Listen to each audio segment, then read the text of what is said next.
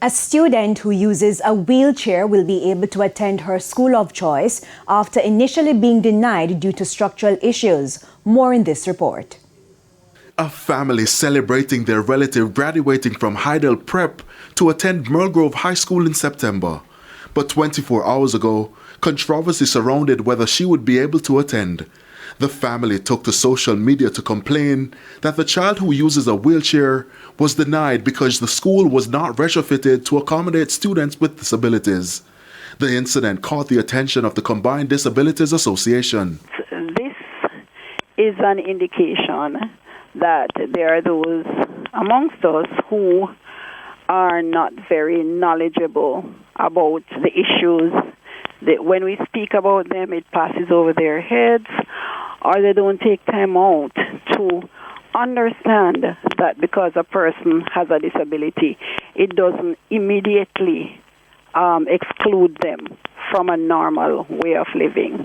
The Disabilities Act, which came into effect February 2022, sparked hope for the community to feel more inclusive in public spaces and buildings.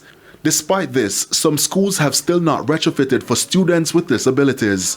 Outraged over the latest incident, the Ministry of Education intervened. We established that there were some misconceptions, misunderstanding, which led to the mother feeling frustrated, and of course that resulted in her sharing her feelings in social media. Of course, she has indicated that she apologized for moving in that direction.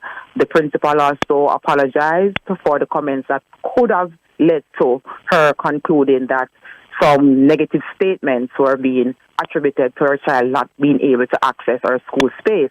Dr. Troop says preparations are underway to retrofit the school in time for the start of the new school year. The child will be attending Merle Grove High School.